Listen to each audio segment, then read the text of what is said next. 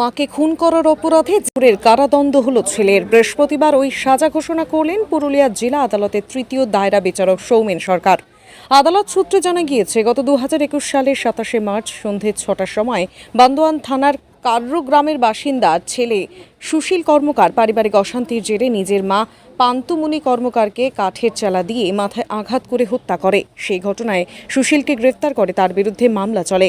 দীর্ঘ কয়েক বছর এই মামলা চলার পর গতকাল বুধবার সুশীলকে এই মামলায় দোষী সাব্যস্ত করা হয়। এরপরে আজ বৃহস্পতিবার দুপুরে বিচারক সৌমেন সরকার সুশীল কর্মকারকে আইপিসি 304 ধারায় 10 বছরের কারাদণ্ড ঘোষণা করেন। না, কোনো বলার না। এই অনুতাপ হচ্ছে না? কি সেদিন কি ঘটেছিল? সেদিন এরকম ঝামেলা করতে ঘটেছিল। তারপরেই পুলিশে ধরে নিয়ে আসছি। মেরে দিলে কেন? মেরে দিলে কেন? হ্যাঁ, মাকে মেরে দিলে? না, মাকে মারার ইয়া নাই ছিল। মায়ের সাথে বলা বলি নিয়েই, ঝামেলা নিয়েই। কি নিয়ে বলা বলি? হ্যাঁ, কি নিয়ে বলা বলি? এই জমি জায়গা নিয়ে। তারপর? হ্যাঁ, তারপর ওই নিয়ে আর কিছু। কিন্তু নিজের জন্মদাত্রী মাকে মারার করে দিলে, অনুতাপ হচ্ছে আজকে? হ্যাঁ, অনুতাপ হচ্ছে না, কিছু কিছু কিছু মনে হচ্ছে না? হ্যাঁ, না। এই কাজটা কি ঠিক ছিল তাহলে? এই কাজটা করে কোনো অনুতাপ হচ্ছে না?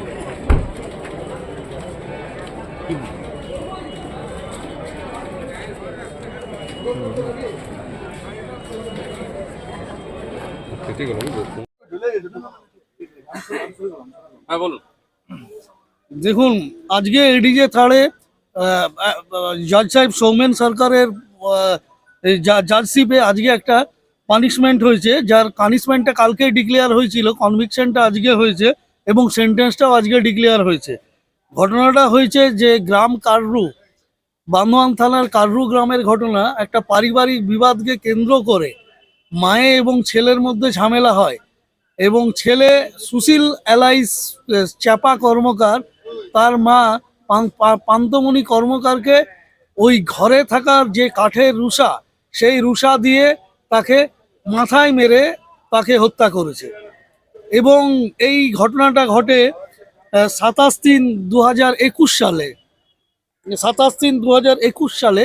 এবং পরবর্তীকালে এইটা ওপেন ট্রায়ালে আমাদের ADJ third court, additional session জাজ থার্ড কোর্টে এইটা ট্রায়ালের জন্য আসে এবং ট্রায়াল চলাকালীন এইটা দীর্ঘদিন ধরে 21 সাল থেকে এইটা ট্রায়ালটা চলতে থাকে।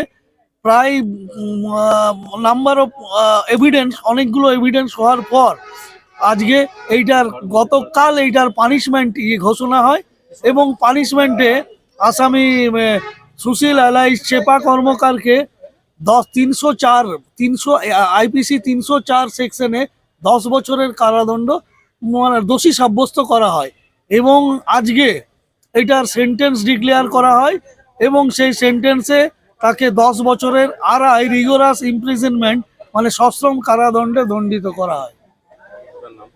আমার নাম Biplab Sen, additional public prosecutor, district জাজ কোর্ট পুরুলিয়া।